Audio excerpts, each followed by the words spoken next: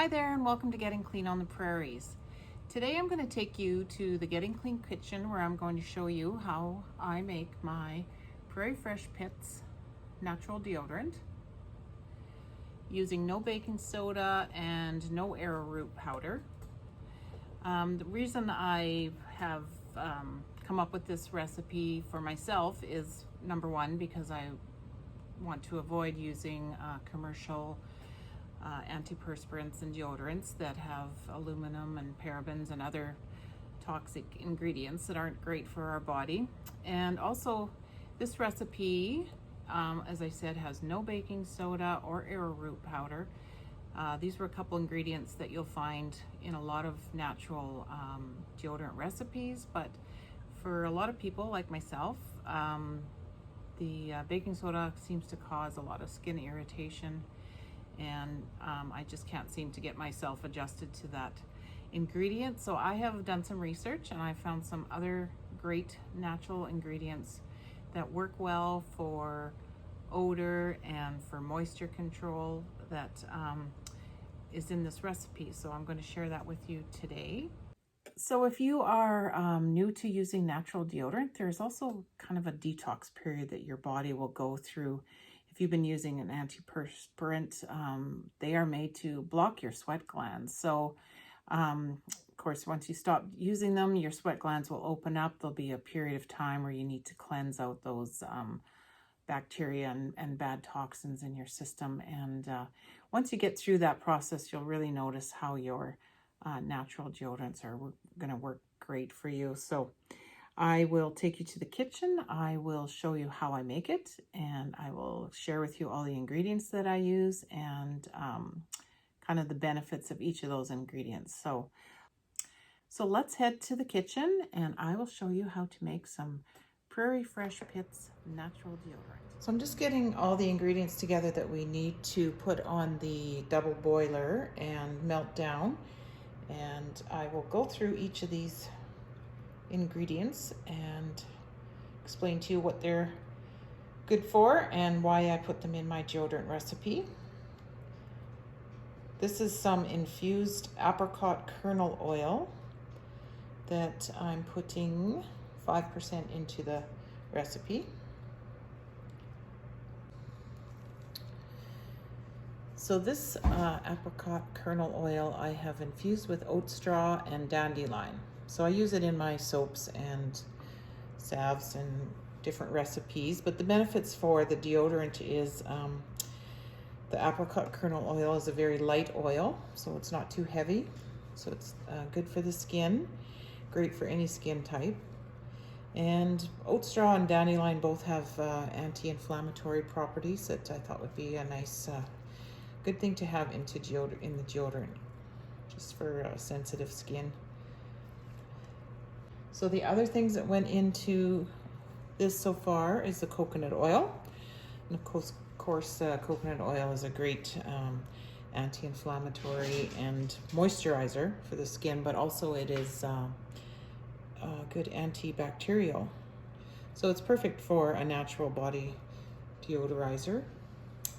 I've also used shea butter. Probably see that it is also something that gets used a lot in deodorants because it's got the anti-inflammatory properties as well. And I've also added in mango butter. I did some research on it. I found that mango butter helps absorb moisture, so I thought that's a good ingredient to have in there to help with sweat. So that's what's in there. And of course the beeswax pellets. Beeswax, of course, is a great natural ingredient for the skin and helps keep the deodorant firm. And then this is the ingredient that I have found that works great, that replaces the baking soda that you see a lot in a lot of natural deodorants. So I've been using this and it's been working great. No reaction to the skin. So this is called zinc ricinoleate. Probably mispronouncing that, but it works good for absorbing and trapping odor. So a very highly effective deodorizer that I have in all my deodorant recipes. So this is everything that's going to go into the double boiler to melt down slowly. So we'll go put that on the stove and start mixing together the rest of the ingredients. So the two dry ingredients that I'm using in my deodorant here today are zinc oxide and some kaolin clay. And the reason I use these is they're a good replacement for using baking soda and arrowroot powder, which I have found both irritating to the skin. So the kaolin clay, absorbs odors and toxins from the skin. So it's, say, a good ingredient for the deodorant.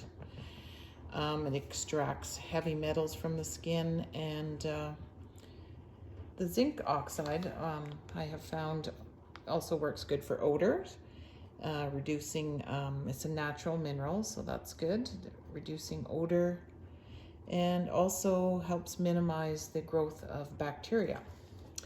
So these will help make the deodorant more solid as well, this combination. And I found just a great way to get the benefits without dealing with irritated skin. A lot of people get the red rashes and the bumps from baking soda. So we have this all mixed up now, and once the other ingredients are fully melted, we'll mix the two together. Okay, so we now have the ingredients fully melted here, and we are going to mix the two together. I'm going to then divide this into two halves and make two different scents.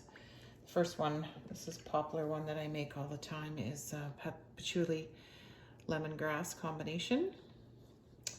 And another one that is quite popular is lavender, tea tree, and rosemary, which is a nice scent as well. So that's what I will be scenting these with.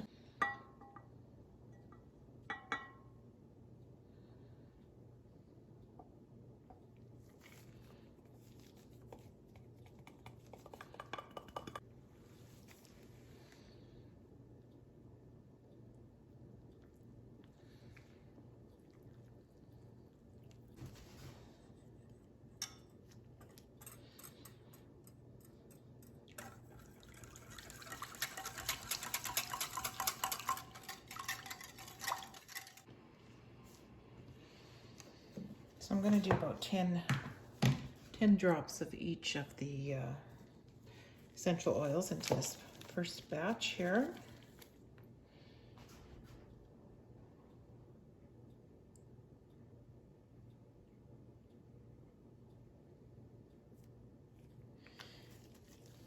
Just do a smell test, and then sometimes I add a bit more.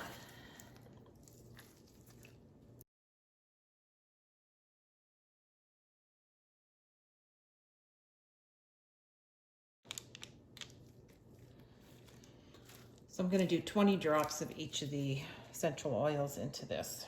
I've already put in 10. I'm just going to do another 10 here to see it's got a good scent.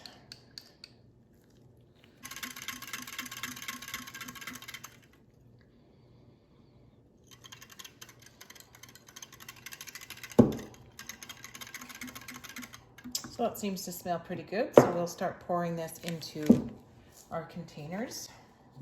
If you're just making a batch for yourself, you can use a little jar or any kind of containers that work for you in your home. This is a 80-gram size that I sell in my online store, and so that's been a good size.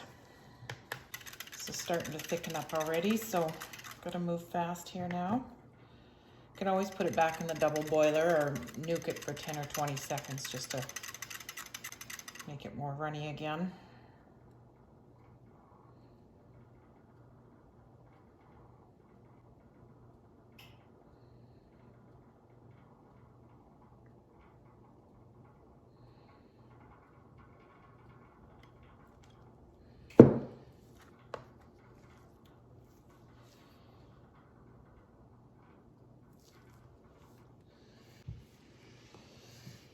For this one, I'm going to do 15 drops. Start off with 15 drops of each of these. See how that smells.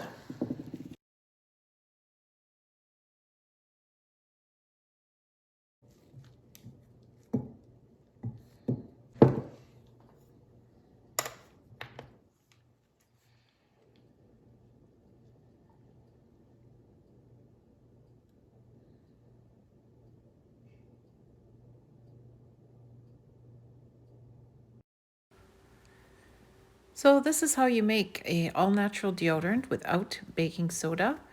I hope you found this tutorial helpful and you will try making some deodorant for yourself. If you enjoyed this video, please hit the like button, leave a comment, and don't forget to click on the go to subscribe. Thanks for watching.